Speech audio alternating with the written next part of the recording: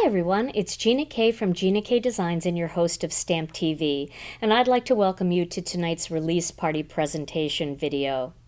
Tonight I have 3 brand new stamp sets by our illustrators and a brand new incentive set to show you.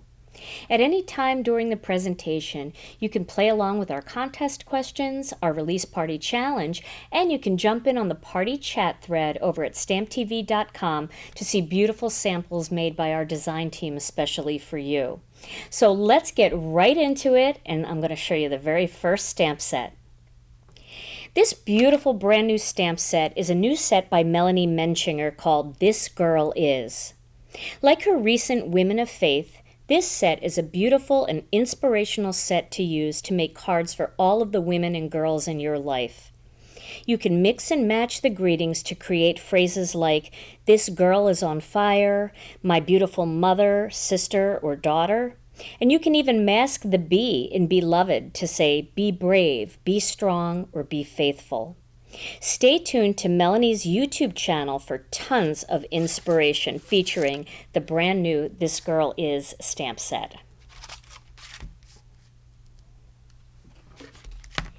The newest set by Teresa Momber is a gorgeous blend of scene-making stamps that can be used for both masculine and feminine card projects. Many of these beautiful images can be colored with Copic markers, colored pencils, and even your favorite watercolors. And you can also create beautiful scenes in silhouette form using fun background techniques. Mix and match with Teresa's other scene building sets and the possibilities are endless. Unicorn Wishes is the newest stamp set by Beth Saleka, filled with magical greetings and sweet little elements along with an adorable unicorn. This set can be used for all kinds of projects. You can make fun cards for kids, you can create party invitations and cute little tags for magical and sparkling gifts. Mix with foiled backgrounds and glitter, and this unicorn will be a favorite for everyone on your list. This is the brand new incentive set called Inspiring Poppies. This set is a beautiful line art image of poppy flowers along with some lovely greetings like "Hello friend," "Thank you," "You are so kind," and "You inspire me." This set can be yours for free with any $75 purchase, and you don't have to worry about putting it into your cart because it will automatically ship with your qualifying purchase. So now that you've seen the new stamp sets, all of them are available now at ginakdesigns.com, so you can head over and place your order at any time during the presentation. So what I'm going to do is I'm going to do a project using this brand new incentive stamp set. And really, I want to show you a fun technique and a fun way to use it. So what I have here is a piece of red velvet cardstock. Now I've already opened my incentive set, so I have the flower already here in the Misty stamping tool. And what I'm going to do is I'm going to start with a little bit of embossing magic, and I'm going to rub that over the surface of this piece of cardstock. And then I'm going to place that cardstock into my Misty. I want to just make sure that that's going to fit, and that looks good. So now I'm going to take some Versamark ink, and I'm going to ink this stamp up with Versamark because I'm going to do a little bit of heat embossing. And the Misty is great for this because it allows you to get even pressure all over the surface of the stamp. Okay. So now we have this delicate image, and I'm going to grab a little piece of cardstock here and some of the Gina K Designs Fine Detail Black Embossing Powder. And now what I'm going to do is I'm going to pour that over this flower onto this piece of cardstock, and now you can see my poppies have embossing powder all over them. I'm going to get rid of that excess powder, and then I'm going to get my heat tool, and I'm using a Marvy heat tool. You can use any heat tool. If you see any little strays anywhere, it's a good idea to just brush them off before you actually emboss, or you're going to have a nice little speckled effect. And you can always just hit the back of the cardstock and you'll see the excess embossing powder just kind of fall off. So I always like to heat my tool up a little bit before I start embossing.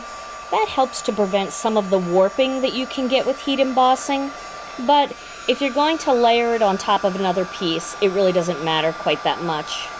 But you can see I have a little bit of warping here. Another way to combat that, and I'll show you that in a second, is to actually heat emboss it from the back also. So once you know that that's all done, you can go on the opposite side and add a little heat, and that kind of flattens things out a bit. So you can see that that is all embossed and nice and shiny. And the black detail powder is a really nice powder to use because this is a very detailed image and you don't want to lose that detail as the embossing powder swells up. So this gives you all the detail that you need. Okay, so now I'm going to use some Clorox bleach. I actually just bought a new one. I like to use fresh bleach when I do this technique because as bleach gets older, it doesn't seem to lift the color as much. And then I put some of that bleach into a little plastic container. And I usually use it a couple times and then dump it out because once it hits the air, it stops working as well as it did when it was brand new. And I'm going to dip my water brush. Now I'm not putting the bleach in the water brush. I'm just using a water brush. I have a dedicated one for bleach because once you get bleach on it, it does make it more difficult to use it with watercolor. And I'm going to color this flower in just as if I was coloring it in with a paint. And you're going to see this color start to lift. Now this technique needs to be done with embossing powder. I've had people ask me if they can use a permanent ink or if they can use some sort of ink. And the answer to that is no, because even permanent ink will bleach up with bleach. The embossing powder doesn't hurt that at all. And it also helps to keep the bleach inside the lines, so it acts as a little barrier so that you don't bleach anywhere that you don't want to. Although it can still sneak out, so just be a little bit careful as you're going around, not to have too much bleach. Now once you bleach these flowers out, you can do all kinds of different techniques with the flowers. You can go back and color them with markers, watercolor, Copics. The one thing I have to say though is make sure that it's really dry, because I spent a lot of time trying to color one of these with Copic markers, and every time I would look at it, the Copic markers would disappear, and it was because it wasn't 100% dry and it was actually bleaching out all my Copic marker as well. But the good thing about it is if you are coloring with Copic markers and you mess up, you can just hit it with a little bleach and that color will just bleach back out again and you can start over once it's dry. I also get the question a lot, how does the bleach smell? Well, bleach has a little bit of a smell when you're using it, so I would recommend using it in a ventilated area. It doesn't bother me very much, but some people might be a little more sensitive. But once the card project is dry, I don't smell any bleach on it at all. It does take a little bit to dry, a few minutes. And you can also lightly heat emboss it again, not with embossing powder, but just by running the heat tool over it again. It'll help lift the color faster, and it helps to dry it. And once it's dry, you really don't smell it. So you can see how pretty this is. This color is just so pretty that's coming up. I really like the way the red velvet looks. So this seems to be a really fun stamp to use with the bleaching technique. I want to show you a couple cards I made. Well, I have one style of card, but I want to show you what it looks like on the different colors of red that we have in our collection. So here is, let's see which one this is. This is the red velvet again, and here's the finished card. I made a little note here. Here's the finished card I made with it. And what I did was cut it out with some of the Thermoweb double-stitched rectangles that I designed for them. And then I have the single-stitched rectangle behind it to do the shadow layer. I used an embossing folder, and I know I've been using this Swiss Dot Cuttlebug embossing folder for years, but you know, There's never a time where it doesn't look pretty to me. So even though it's really old, I still love it. And then I used one of the greetings from this set. I used the You Inspire Me, and I stamped that with the black amalgam ink.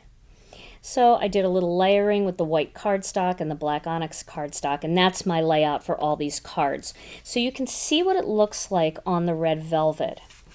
Now I also did one, which I think is really pretty, with cherry red.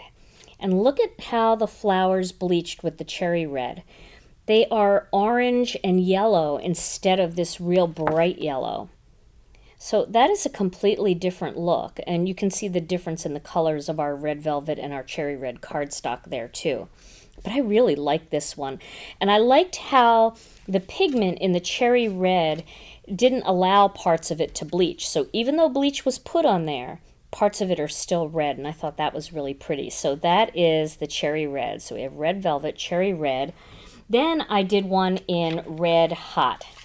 So this one, you can see, looks a little bit, the color itself is a little bit more of an orange red, and those flowers really came up bright yellow. These are a little bit of a softer yellow with some peach kind of left behind. This is really yellow. So that's how the red hot looks when it's bleached. And then, of course, I had to try our newest color, even though it's not red. I thought it fell into the family for poppies. It's the coral reef. And this one, I really like the way the coral reef looks. It's just a bright, fun color. But I might go back when this is all dry, which it should be by now, and color that in, maybe add a little colored pencil or something like that, just to make some of the flowers pop a little bit more, since the red is not quite as bright red. So this is coral reef, this is red hot, this is cherry red, and this is red velvet. So you can see what those look like. Well, I hope you enjoyed tonight's release party presentation, and make sure you visit us at stamptv.com and join us in the release party chat thread to see all of the beautiful projects the team has made. Thank you so much for joining us tonight, and stop by GinaKDesigns.com to get your beautiful new stamp sets tonight. Thanks for joining us, and I'll see you again soon.